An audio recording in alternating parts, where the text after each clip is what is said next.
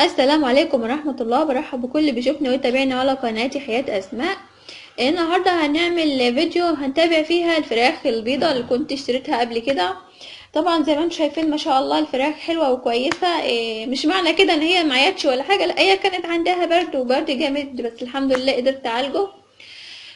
طبعا الفراخ ما زلت اكلت، ما زالت بتاكل العلفة الناعمة، لان طبعا انا عايزه اقول لكم الفرزة التانية شوية بغيبها في العلفة الناعمة، علشان العلفة الناعمة فيها عناصر كتير قوي هي محتاجاها، لان طبعا النمو بتاعها بيبقى قليل وبتبقى ضعيفة، مش زي الفرزة الاولى، لا، بتبقى اقل من الفرزة الاولى. عشان كده بغيبها في البغيب اللي خلي العلفة الناعمة بتغيب مع الفراخ الفرزة التانية شوية، مش بغيرها لها على طول. يعني ان شاء الله لسه لها اسبوع كده كمان وهديها كمان علفة ناعمة، وبعد كده هغير لها لخشنة. دي معلومة مهمة جدا يا جماعة. اذا حصل وحد من المتابعين حب يشتري الفرزة الناعمة، طبعا يعني عايزة اقول هو ازاي يتعامل معاها. طبعا احنا بنقول العلفة الناعمة ليه؟ حتى لما تيجي تشتري العلفة الناعمة هتلاقيها اغلى من الخشنة، لان العلفة الناعمة فيها عناصر كتيرة قوي قوي بتأسس الفرخ وهو كتكوت.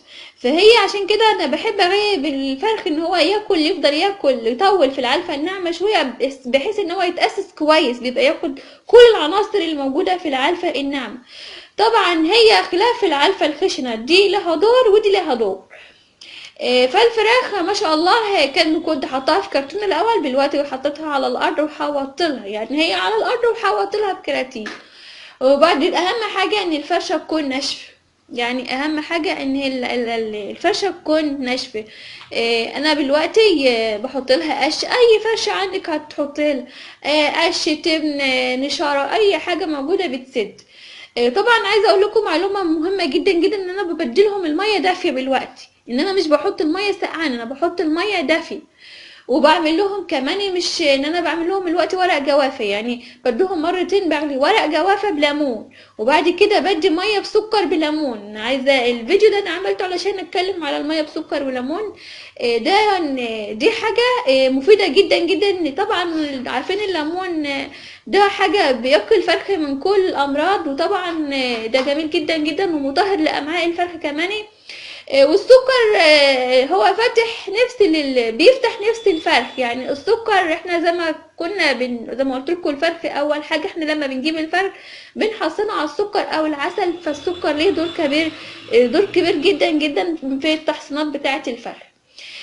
ده كان ده كل حاجة انا حبيت اوريها لكم في الفيديو ده. هو ما شاء الله، لان كان في جدال على الفرزة التانية، يعني ناس كتيرة تقول لا الفرزة التانية وحشة، الفرزة التانية مش هتيجي معاكي، الفرزة لا، الفرزة التانية بتيجي معاكي بس لما تتعاملي انت مع الفرخ صح، من حيث الاكل بتاعه، من حيث تغذية الفرخ، من حيث الفيتامينات اللي انت هتعملها له. فطبعا انا زي ما اتكلمتش عن الفيتامينات، انا بديلهم برضو فيتامين سي اللي هو بيبقى في البرتقال غير الليمون. يعني انا بدي ليمون وسكر، وبدي برضو عصير برتقال.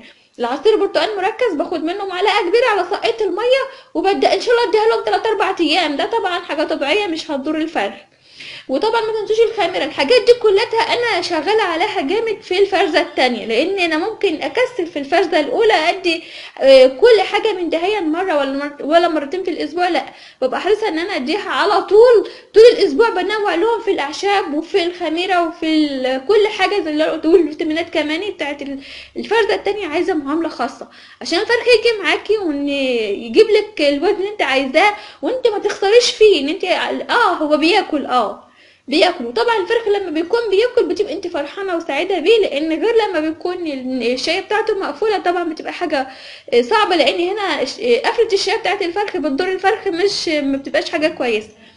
فطبعا انا بديله كل الحاجات اللي انا رصيتها دهيا، بحيث الفرخ يجي معايا بسرعه في اقل مده هيبقى زيه زي الفرزه الاولى بالظبط. ده كان الفيديو بتاع النهارده. يا رب اكون انا قلت حاجه مفيده تستفادوا منها. ما تنسونيش اللي ما عملش اشتراك في القناه يعمل اشتراك، يعمل لايك، فعل الجرس. مستنيه اسئلتكم تعليقاتكم على الفيديو. كانت معاكم اسماء من حياه اسماء، اشوفكم الف خير.